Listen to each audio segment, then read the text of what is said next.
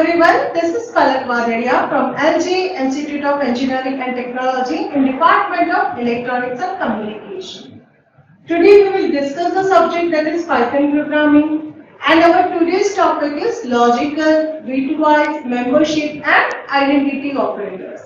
In our last session we discussed about the arithmetic, logical and assignment operator. So remaining operator we will discuss in this session.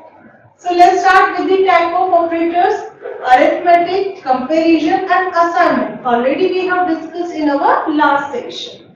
And our today's session we will discuss the logical, bitwise and membership operators, and last one, that is what? It's a identity operators. So let's start one by one. So first is what? It's a bitwise operator. So bitwise operator works on a bit and it's performed the bit by bit operation. And if you assume that if I say the A equal to 60 and B equal to what? It's a 13. Then now the binary format, what you have to do? You have to represent this data 16 and 13 in a binary format. So 60, the binary format of the 60 is what? 0, 1, 0, 0, 1, 1, 1, 1, 0, 0, and 13 is what? It's a 0, 0, 0, 0, then 1, 1, 0, 1 respectively.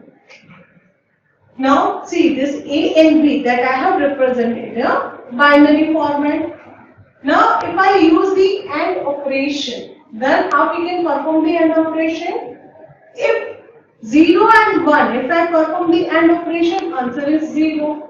Okay, last bit, consider 0 and 1. Then 0, 0, answer is 0. 1, 1, answer is 1. 1, 1, 1, 1, 0, 0, 1, 0, 0 and 0, 0. So the answer of A and B, that is this. If I use the OR, then what will happen? It will add 0 and 1, answer is 1, OR operation. 0, 0, 0, 1, 0, 1, 1, answer is 1, 1, 1, 1, then 1, 0 is 1, 1, 0 is 1, and then 0, 0. Then next is what is the XOR operation. Okay, when the digits are similar, at that time you will get this 0. If the 0 and 1, then you will get the output that equal to 1. But when you have a 1, 1, then it's a 0. When you have 0, 0, then after it's a 0. So, if we perform the XOR operation of A and B, what we get? 1, 0, 0, 0, then 1, 1, 0, 0. Next, complement of A. So, what it will flip the bit of A. Okay, you will get 0 and 1, that is interchange. Okay, so if your A is 0, 0, 1, 1, 1, 1, 0, 0, then the complement of A will become 1, 1, 0, 0, 0, 0, 1. Now, let's see this. See here the binary AND operation. Okay, for that, see the sign. The operator copies a bit to the result, and if it is exit in a both operand. Binary, that is a binary operation or operation. So it copies a bit if it is exists in a one operand. Then XOR, for that we will use the cap sign.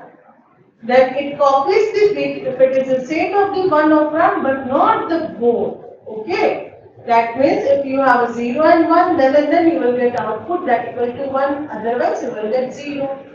Then it's a complement. Okay, flipping the bit. Then it's a left shift and right shift. Okay, the left shift, that means the left operand of the value is moved to the left by the number of bits that is specified by the right operand. If I say left shift 2, then it will left shift by the 2 times. Then right shift. The left operand value is moved to the right by the number of bits specified by the right operand. Then bitwise operator. See here, A equal to 1, B equal to 1, 2. Then if you use the AND operation, so first of all you have to convert this 1 into the binary and then 2 into the binary. Then if you use A and B, then your answer is what? It's a 0. Then if I use A or B, okay, So we know that the binary representation of 1 is what? 0, 0, 0, 0, then 0, 0, 0, 1.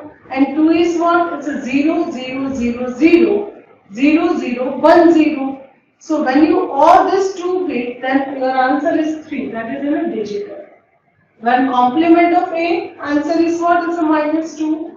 In a Python, I'll give you the trick that to find out the complement. That is a minus number minus 1. Okay, so the number is what here? 1. So minus number is a -1, and again you do the -1. So answer is what? It's a -2. And if you left shift, okay, that is of 1, then answer is become what? Left shift. Then here it is 2. Then right shift, what will become? Will become 0.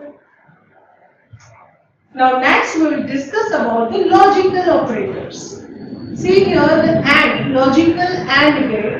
If the both operands are true, then this condition is become true. Okay, the logical OR.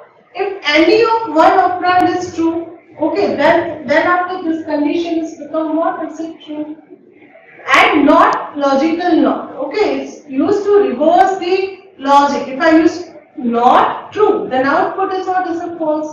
So it is used to reverse the result. Okay. Now here after using this operator, also your answer is in the form of what? True and false. Now we will discuss the example. See, if I say A equal to 10 and B equal to 20, and if I write A greater than 10 and B equal to 20. So here A is not greater than 10. The value of A is equal to 10. And yes, B is equal to 20. But we know that when we use the AND, that means what? Both the operand, right? Both the condition is become, if it is true, then and then my answer is true.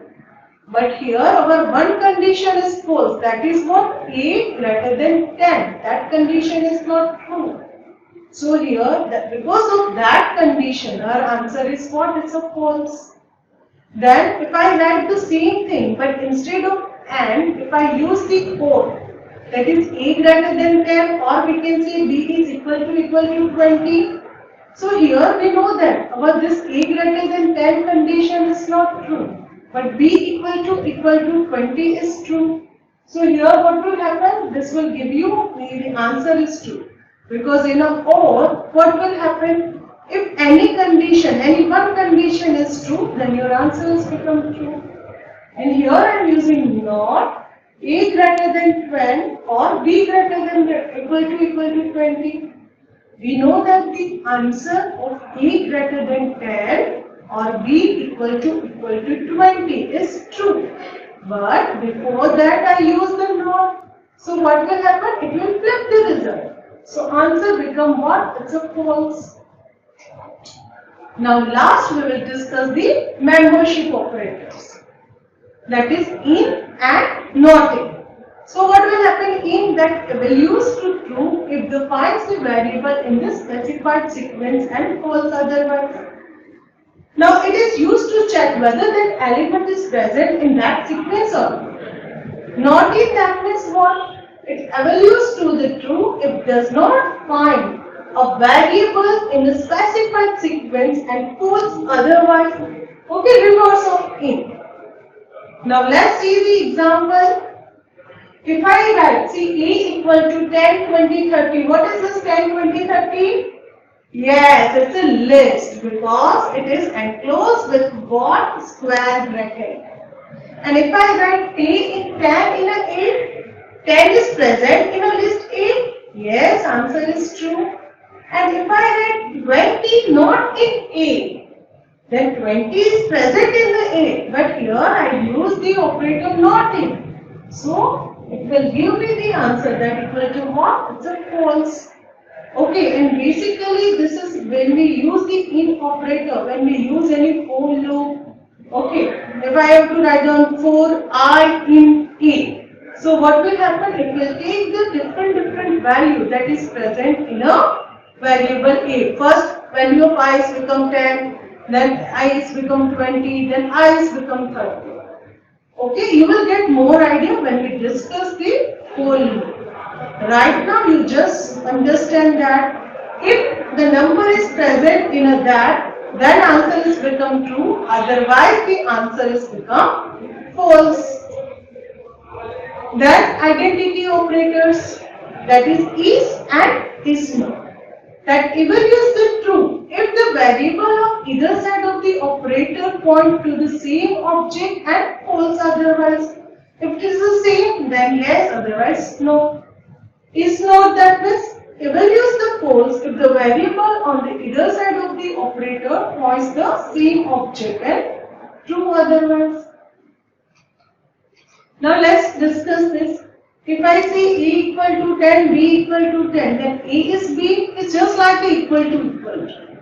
If I write A is B, answer is true. But when I write A is not B, then answer is what? It's a false. So basically it is used to check whether that two both are same or not.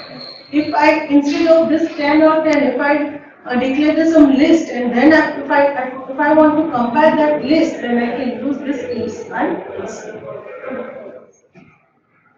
I hope this session is clear.